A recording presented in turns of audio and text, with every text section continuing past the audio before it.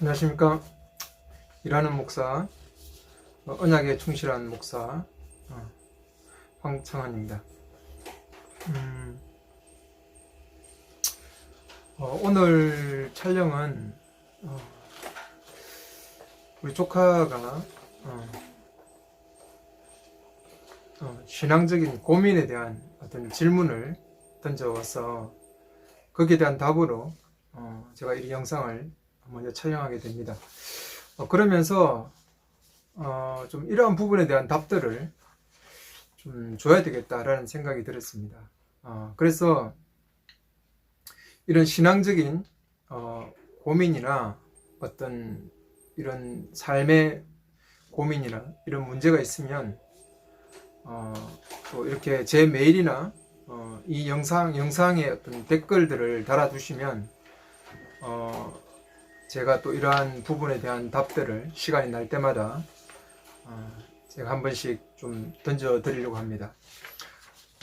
신앙이란 부분이 결코 어떤 완벽하게 이해해야 된다라는 부분도 아닙니다. 그리고 불신한다고 해서 믿어지지 않는다고 해서 그것이 불신앙이다라고는 말할 수 없습니다. 이성을 가진 인간은 의심하게 되고 합리적인 의심을 하게 되고 또 그런 부분을 가지면서 커가기 때문에 그것을 무조건 억누르거나 그런 어떤 불신앙적인 부분, 이해 안 되고 믿어지지 않는 부분을 너무 억박지르거나 어떤 또 강제적으로 그냥 무조건 믿어야 되는 것처럼 이해해도 안 됩니다. 그리고 또 그것을 어떤 무작정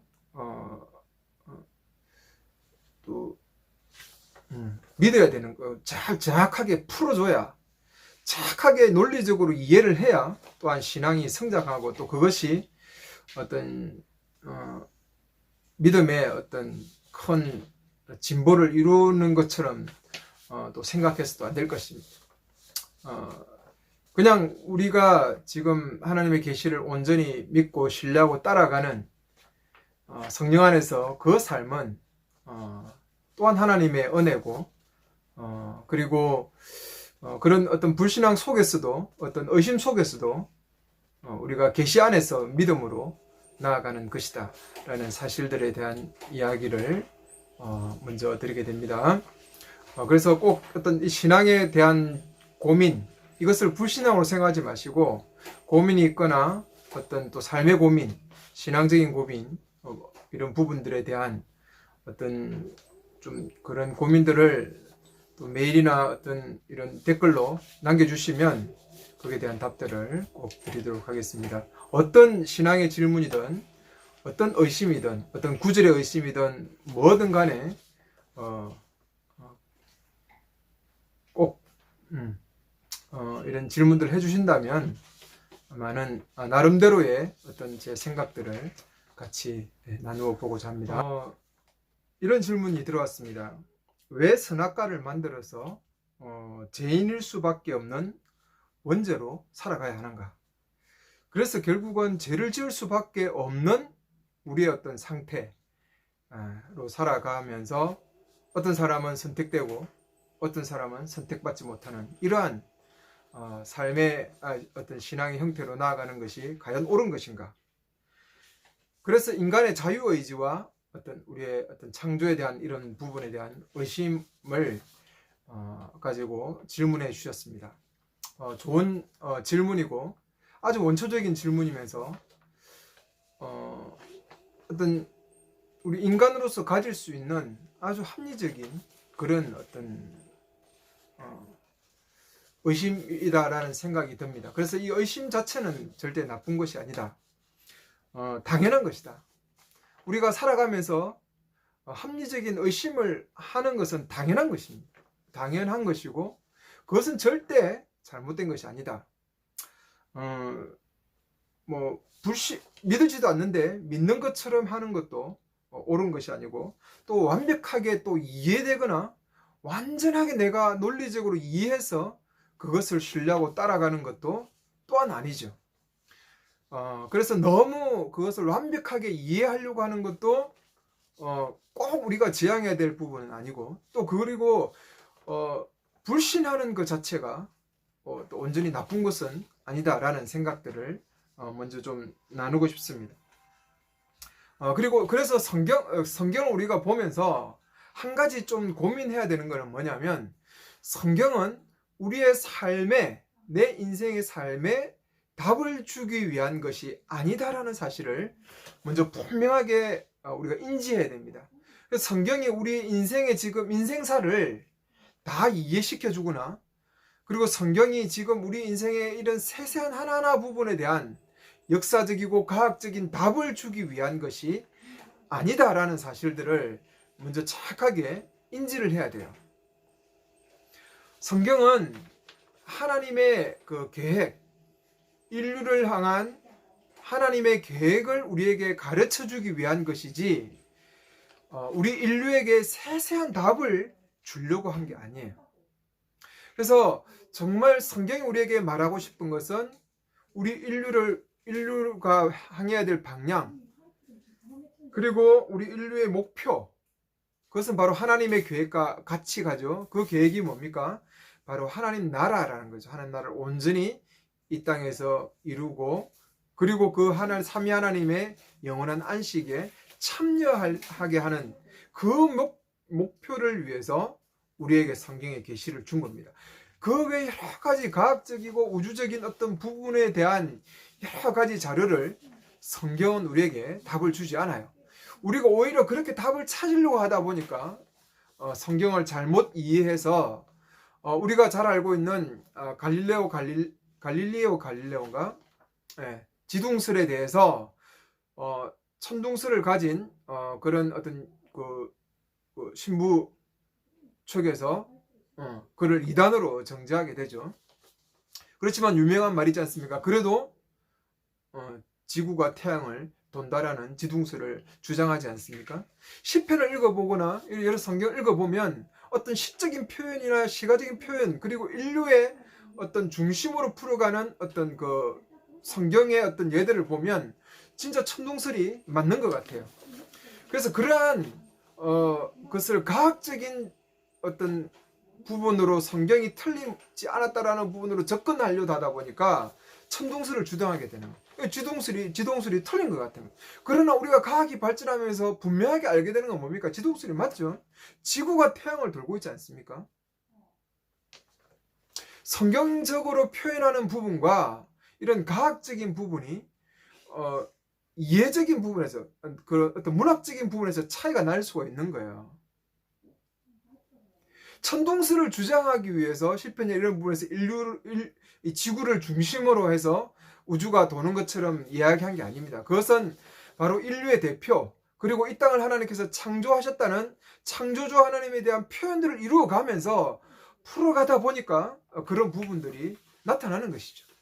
그래서 우리가 성경을 너무 자꾸 과학적으로, 그리고 우리의 어떤 세상사에 논리적으로 풀어가려고 하는 것은 썩 그렇게 좋은 어떤 성경을 대하는 태도는 아니다라는 사실을 먼저 좀 이야기하려고 합니다. 그래서 이러한 이야기를 먼저 하고 나서 이제 첫 번째 문제죠. 신앙에 왜 하나님께서 선악과를 만들었나? 그래서 우리 인간이 죄를 짓게 만들었다는 것이죠. 그러면 선악과가 만들어진 의도가 뭘까요? 선악을 알게 하는 지식나무의 열매와 생명나무 열매를 만드신 하나님의 의도가 뭘까요? 그것이 우리로 하여금 죄를 짓게 만들고, 그리고 시험에 빠지게 만들기 위해서 하나님께서 시험하기 위해서 그것을 만들었을까요? 그 의도가 일단은 중요하다는 생각이 듭니다. 그 의도는 하나님께서 우리에게 우리 죄를 짓게 하고 시험하게 하려고 하는 의도는 분명히 아니라는 것입니다. 하나님께서 동산 중앙에 두시죠. 12가위를 맺는 생명나무. 12가위를 맺는 생명, 12가위라는 것은 유대인들에게 그것은 완전수죠. 완전수. 그래서 꼭 12가지의 가위를 맺었다라는 것보다 어떤 하나님 나라의 생명력, 하나님 나라의 풍성함을 이야기하고 안식의 부요함을 이야기하는 것이죠. 그 생명나무와 선악을 알게 하는 지식나무죠. 이것은 선하고 이것은 악하다라고 말할 수 있는, 그리고 그 하나님의 메시지, 말씀은, 율법은 어디에 주어졌습니까? 선악을 알게 하는 지식나무 열매에 하나님의 메시지가 주어졌죠. 그 나무를 금지 명령이 주어집니다. 그것을 먹지 말라라고 하는 거죠.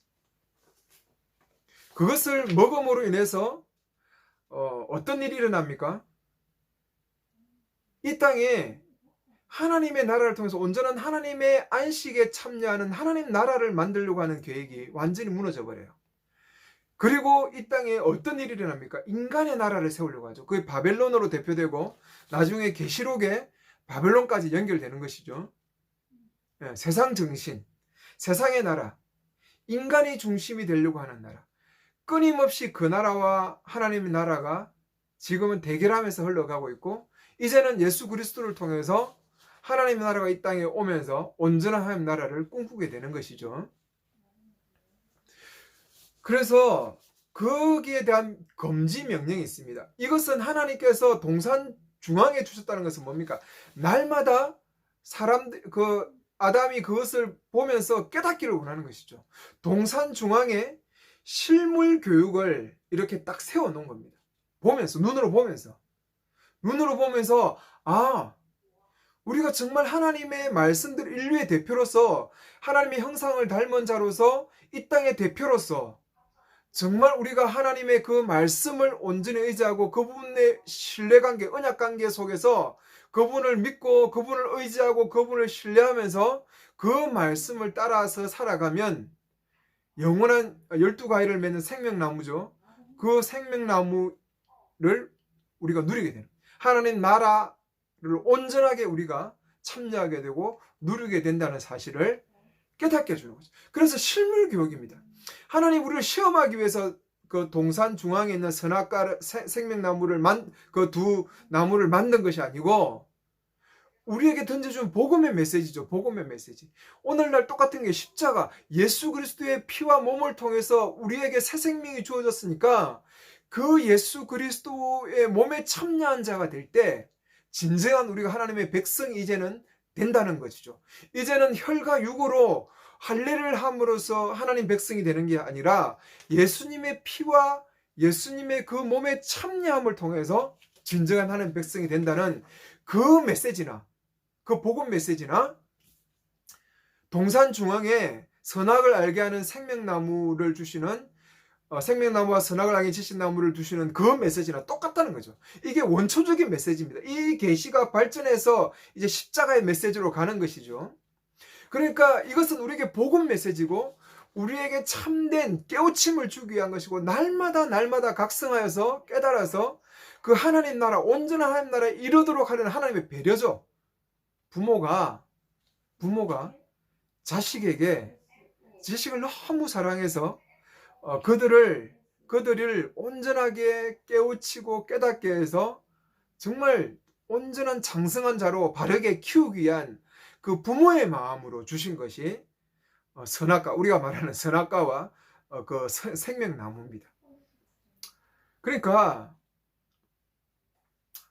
이것이 우리를 시험하기 위한 하나님의 마음이라고 생각하시면 안 돼요. 그래, 쟤 짓나 안 짓나 보자. 응? 네가 나를 사랑하나 안 하나 보자. 그런 게 아니에요. 정말 우리에게 복음 메시지가 뭔지, 진정한 우리 인류가 추구하고 인류의 대표로서 하나님 형상으로서 네가 추구하고 나아가야 될 방향이 뭔지, 너는 어디를 목표로 살아가야 되는지를 분명하게 우리에게 가르쳐 주는 것이죠. 그것이 선악과, 소위 선악과를 주신 하나님의 엄청난 배려입니다. 우리가 이러한 사실들을 우리가 생각한다면 이 선악과라는 부분은 우리에게 시험거리가 아니죠. 아담에게 온전한 방향, 올바른 지식, 지혜를 주는 하나님의 참 계시라는 사실을 먼저 깨달으셔야 돼요. 자꾸 우리가 오해하고 우리를 죄짓게 하고, 왜 선악과를 만들어서 우리가 죄를 짓게 했냐, 그리고 선악과를 먹으려고 할 때 먹지 못하게 해서 우리 인류가 죄에 안 빠지게 하지 왜 그러셨나라고 하는 이러한 질문이 생긴 그 밑바탕 속에는 이런 하나님의 본연의 뜻, 본연의 하나님의 그 마인드, 그리고 하나님이 이 땅을 이루어 가려고 하는 창조 언약의 그 진정한 의도를 우리가 무시하고 잘못 깨달은 거죠. 네, 이러한 부분들을 먼저 꼭 인식했으면 좋겠습니다. 그리고 왜 우리가 이 선악과라는 부분과 어떤 원죄, 죄에 대한 부분을 자꾸 연관시키냐면 이것은 자유의지에 대한 부분도 이해를 잘 못한 것이거니와 그리고 선택설에 대한 잘못된 오해 속에서 비롯됐고 그리고 우리 신앙의 어떤 개인적인 신앙으로 흘러가면서 조직신학적인 개념으로 자꾸 성경을 보려고 하니까 이런 문제가 생기는 거예요. 자꾸 우리의 죄를 원죄를 도덕적인 죄로 생각한다는 겁니다. 내 개인적인 도덕적인 죄. 나의 개인적인 죄, 내 개인적인 죄가 용서받고 내가 천국 죽어서 천국 간다 라고 하는 이런 개념들이 자꾸 성경을 잘못 이해하니까 이 원죄 개념도 잘못 이해하게 되고 그래서 죄를 지을 수밖에 없는 인간 우리에게 자유의지라는 부분들을 우리가 자꾸 하나님의 어떤 선택설 속에서 오해하는 것이죠. 선택설은 이런 운명론이 절대 아닙니다. 운명론이 아니에요. 근데 자꾸 선택설을 운명론처럼 받아들여요. 하나님이 그렇게 선택했기 때문에 내가 하나님을 믿게 되었고 하나님이 선택을 안 했으니까 저 사람은 아무리 노력을 해도 못 믿게 된다라고 생각하는 거예요. 이게 운명론이죠. 이건 선택론이 아니에요. 이 운명론이에요. 운명론. 저 사람은 이렇게 매달 며칠 몇 시에 하나님께서 계획을 해놨다라고 생각하는 것이죠. 창세전에 계획했다는 말은 시공간의 개념이 없을 때입니다. 시공간의 개념은 뭐니까 어떤 원인이 있으면 결과가 있는데 시간이 과거에 어떤 씨를 심으니까 열매가 맺힌다는 거죠. 이게 시공간의 개념이잖아요. 그죠? 하나님이 천지를 창조할 때 시공간의 개념이 만들어졌잖아요. 그러나 이 선택이라는 부분은 시공간 전에 하나님의 은혜라고 하니까 이게 시간 개념이 아니에요. 공간 개념이 아니에요. 그걸 자꾸 우리가 시공간의 개념으로 보니까 선택론을 우리가 이렇게 자꾸 운명론으로 오해하는 거죠. 어느 순간에 과거 어느 순간에 하나님께서 선택해놨기 때문에 내가 지금 못 믿는 거지. 그러면 얼마나 억울해요. 여러분 하나님을 아주 이상한 사람으로 이상한 분으로 만드는 거예요. 저 사람은 선택했고 저 사람은 선택 안 했고 그래서 어떤 선택한 사람은 정말 은혜지만 선택하지 않은 사람은 이를 갈지 않겠습니까? 어디 그런 게 어디 있어요. 그런 게. 그건 성경을 자꾸 조직론으로 풀려고 하니까 그런 거예요. 성경은 절대 계시언약적인 관점에서 보면 그렇게 계시를 맺어서 언약 관계 속에서 신뢰 관계 속에서 언약을 맺어서 가는 하나님 나라 안으로 들어가는 그런 창조 언약과 그 마지막 새 언약까지의 개념 연결고리들을 생각한다면 이런 식의 어떤 이해는 옳지 않은 겁니다. 이 계시신학의 문제죠. 계시신학이란다. 조직신학이. 여러분 원죄라는 부분도 사람들이 지금 잘못 생각하고 있어요. 원죄를 자꾸 내 도덕적인 죄, 내 속에 죄가 들어와서 나는 죄를 지을 수밖에 없는 나 같은 죄인 이런 개념으로 본단 말이죠. 물론 이런 부분들은 뭐 본다고 해서 꼭 나쁘다는 개념보다 원죄의 개념은 그런 것보다 오히려 이 땅에 온전한 하나님의 나라를 세워가야 될 그러한 씨앗 속에 그러한 방향 속에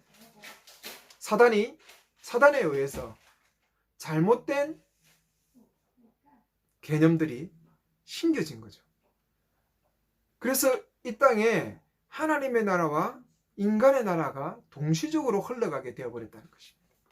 그게 원죄의 핵심이에요. 원죄의 핵심. 원죄를 자꾸 죄를 내 개인적인 문제, 도덕적인 문제로 보지 마세요. 죄는 내 도덕적인 문제가 아니에요. 그러면 세상 사람들 중에 도덕적으로 깨끗한 사람이 얼마나 많아요? 기독교인보다 더 깨끗한 사람이 많단 말이에요. 물론 기독교인이 뭐 다 옳은 건 아니지만 죄라는 것은 하나님의 계획에 벗어난 겁니다. 간역에서 벗어난 것이죠. 하나님의 원래 계획이 아니란 것입니다. 하나님 나라를 온전하게 이 땅에 세우려고 하는 하나님의 계획과 반대되는 게 무조건 죄예요. 그래서 이 땅에 온전한 세상의 나라가 세워지는 거죠. 교회 안에도 얼마나 요즘 세상의 나라가 들어와서 세상의 정신에 의해서 교회가 항폐하게 됐습니까? 뭐 신앙인들이라고 저는 그 사람들이 다 하나님 나라를 세운 사람이 아니라고 생각해요. 그 창세기 3장의 문제로부터 가인으로 시작하는 세상의 나라 바벨론이죠. 결국은 계시록의 바벨론으로 대표되는 그 세상의 나라가 이 땅에 심겨진 겁니다. 그게 원죄예요, 원죄. 원죄를 자꾸 내 개인적인 죄로 자꾸 보지 말라는 거예요. 물론 내 마음속에 탐심, 그게 갈라디아스입니까? 우상숭배라고 이야기하죠. 구약의 우상숭배가 지금 뭐 제사 지내고 이런 게 아니에요. 탐심이죠. 우상숭배의 본질은 뭡니까? 하나님을 의지하지 않고 내 자신을 의지하고, 그러나 다른 어떤 존재를 의지해서 내 삶의 행복을 누리려고 하고 내 삶의 문제를 해결해 가려고 하는 것이죠. 그러니까 이러한 어떤 내 개인적인 어떤 부분으로 자꾸 하는 어떤 내 신앙을 이해하려고, 죄를 이해하려고 하지 마시기 바랍니다. 그래서 원죄라는 부분과 이 자유의지라는 부분을 너무 어떤 선택설, 어떤 운명론적인 입장, 나는 로봇처럼 어떻게 할 수 없는, 나는 그럴 수밖에 없는 부분으로 보지 마시기 바라요. 여러분, 하나님은요, 우리를 언약 관계 속에서 만든, 언약 관계가 뭡니까? 책임지는 사랑, 철저한 신뢰 관계 속에서 맺어지는 계약 관계입니다. 그러니까 하나님은 우리가 철저하게 신뢰 속에 나아가기를 원해요. 우리 인류에게는 100%의 자유의지가 있습니다. 그리고 또한 하나님의 은혜가 있습니다. 이 두 가지는요, 하나를 떼낼 수 없어요. 여러분 한번 생각해보세요. 100원짜리 돈이 양면이 있습니다. 한 면만 가지고 그것이 물론 100원짜리가 될 수 있지만, 그러나 그것의 돈의 가치를 온전하게 가지려면 앞에는 100원짜리, 뒤에는 그림이 있어야 돼요. 자유의지와 바로 이 하나님의 은혜는 이것과 똑같아요. 뗄 수가 없어요. 근데 자꾸 사람들이 이 두 가지를 극단적으로 뗀단 말이죠. 왜? 칼빈주의와 알미늄주의가 싸우면서 하다 보니까, 칼빈주의는 철저한 하나님의 은혜만을 외치다 보니까, 알미늄주의는 우리 인간이 뭐 어떤 의지가 없으면 그게 무슨 인간이고, 이렇게 생각하는 것이죠. 저는 둘 다 틀렸다고 생각합니다. 철저한 100%의 하나님, 우리의 의지. 왜? 언약관계니까, 신뢰관계 속에서 가는 거니까. 그리고 100%의 하나님의 은혜. 그래서 이 두 양면을 자꾸 어떤 극단적으로 생각할 필요는 없습니다. 여러분, 그냥 이렇게 이해하세요. 내가 믿지 않았는데, 내가 정말 하나님 선택하지 않는데, 내가 신뢰관계로 그 백성을 따라가지 않는데, 내가 예수 그리스도의 그 십자가의 그 피와 몸에 참여한 그 의미를 알고, 그 의미로 가는 것이 어떤 의미인지를 알고 내가 따라가지 않는데, 무슨 어떤 전적인 하나 성령의 강력한 어떤 능력에 의해서 내가 그렇게 된다? 여러분, 그렇게 생각하시면 안 됩니다. 그리고 그러나 내가 또한 지금 하나님의 언약을 쫓아서 이해하고 따라가는 이 자리에 있는 것을 생각하니, 그것은 도저히 나라는 존재가 생각하고 가야 될 게 아닌, 그것이 하나님의 은혜였다라고 생각하는 것이죠. 그래서 하나는 진정한 성령으로서의 고백이고, 하나는 전적으로서의 하나님을 향한 나의 믿음이고, 믿음의 고백이고, 하나님을 향한 나의 사랑의 고백입니다. 나를 향한 하나님의 사랑의 고백이면서 하나님이 나를 향한 사랑의 고백이 이가 동시에 만나는 자리가 바로 이 은혜의 자리지. 이것을 자꾸 생각하지 않고 자유의지와 어떤 이런 선택설을 오해하다 보니까 이렇게 되는 거죠. 우리 이 질문도 똑같은 내용입니다. 그래서 이런 질문이 나오는 거예요. 원죄를 죄인적인 나의 도덕적인 죄로 이해한다든지, 내 안에 어떤 죄의 어떤 본질, 씨앗으로 생각한다든지. 물론 이러한 부분이 없다라고 말할 수 없지만, 우리 속에, 그렇죠, 우리 속이고 어떤 우리 인류 속에 인간의 나라를 세우려고 하는 그 본성들이 시작되는 것이기 때문에. 그래서 이런 어떤 사회, 조직, 이런 어떤 공동체적인 의미로서의 어떤 원죄적인 개념을 생각 안 하다 보니까 이런 어떤 문제, 그리고 어떤 개인적인 신앙으로 자꾸 끌고 가니까 선택설이라든지 이런 부분의 오해, 이런 부분들이 섞여가지고 우리가 어릴 때 배웠던 이런 내용들이 초등학교 때부터 쭉 어떤 모태신앙들이 이런 고민을 많이 해요. 모태신앙들이 쭉 이런 신앙 속에 자라오다 보니까 이런 질문을 하는 것이죠. 그러나 성경은 그런 부분을 우리에게 이야기하고 있는 것이 아니다라는 사실들을 이야기하고 싶습니다. 이게 답이 됐는지는 모르겠어요. 완벽하게 제가 답을 들었다고 생각하지 않아요. 주었다고 생각하지 않는데, 그런데 꼭 한 가지를 좀 짚고 싶은 것은 자유의지를 어떤 운명론으로 받아들이지 말자. 그 선택세를 운명론으로 받아들이지 말자. 원죄를 너무 내 개인적인 도덕적인 죄로 받아들이지 말자. 그리고 선악과를 시험하는 도구로 받아들이지 말자. 그것은 하나님의 철저한 실물 교육이고 복음 메시지고 우리 인류에게 주는 참된 지식과 지혜를 우리에게 날마다 항상 동산주왕을 보면서 깨닫게 해주시는 하나님의 배려였다는 사실을 우리가 안다면 우리가 이러한 질문 속에서 느낄 어떤 혼란스러움과 이상한 하나님에 대한 어떤 배신, 신앙에 대한 어떤 이런 이상한 신앙의 개념보다는 좀 더 신뢰적이고 어떤 그런 하나님 나라를 온전하게 헌신해간 하나님 백성으로서의 자리에 좀 더 내가 선택하면서 지혜롭게 그 자리에 어떤 삶의 어려움이 와도 머물기를 원하는 자가 될 것입니다. 감사합니다.